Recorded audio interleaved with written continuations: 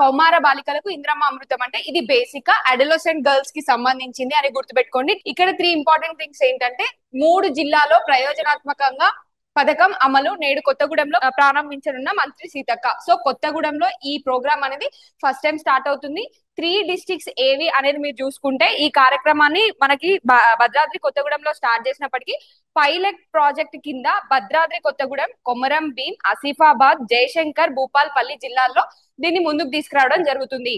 ఈ 3 డిస్ట్రిక్ట్స్ లో pilot programme అంటే ఏంటి అంటే ఇది వర్క్ అవుతుందా లేదా అనేది ఒక చిన్న శాంపుల్ సైజ్ డిస్ట్రిక్ట్స్ తీసుకొని, సపోజ్ స్టేట్ మొత్తం మీద మనం ఒకవేళ ఈ ప్రోగ్రామ్ ని తీసుకురావాలి అని అంటే మనకు ఒక అంతా అంచనా ఉండే బడ్జెట్ కావాలి. ఇది వర్కౌట్ అవుతుందా, ఎట్లా వర్క్ అవుతుంది, దీని ఇంపాక్ట్ ఏంటి అని చూడడానికి ఏం చేస్తారంటే పైలట్ ప్రాజెక్ట్ అంటే ఒక డిస్ట్రిక్ట్ నో 2 డిస్ట్రిక్ట్ నో 33 డిస్ట్రిక్ట్ లో ఒక డిస్ట్రిక్ట్ నో 2 డిస్ట్రిక్ట్ లో తీసుకొని అక్కడ దీన్ని జస్ట్ ఏమంటారు ఇంప్లిమెంట్ చేసి ఎలాంటి పరిణామాలు ఉన్నాయనే విషయాన్ని చూడడం జరుగుతుంది. దాంట్లో భాగంగా ఈ ఇందిరమ్మ అమృతం అనేది 3 డిస్ట్రిక్ట్స్ ఎక్కడ ఇచ్చారండి, కొమరం భీం, ఆసిఫాబాద్, భద్రాద్రి కొత్తగూడెం అండ్ జయశంకర్, భూపాల్పల్లిలో ఇది ఇవ్వడం జరిగింది అనమాట. పోషకాహార పథకాన్ని రాష్ట్ర ప్రభుత్వం రూపొందించింది కౌమార బాలికల్లో రక్తహీనతను నివారించేందుకు. రక్తహీనత అంటే అనేమియా అండి బేసిక్ గా.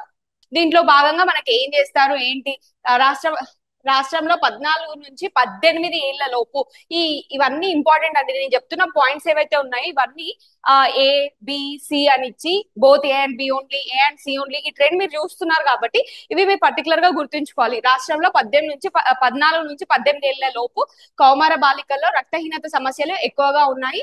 మారుతున్న ఆహారపు అలవాట్లు, జీవన శైలిలో మార్పులు, అనారోగ్య కారణాలతో పలువురు రక్తహీనతో బాధపడుతున్నారు.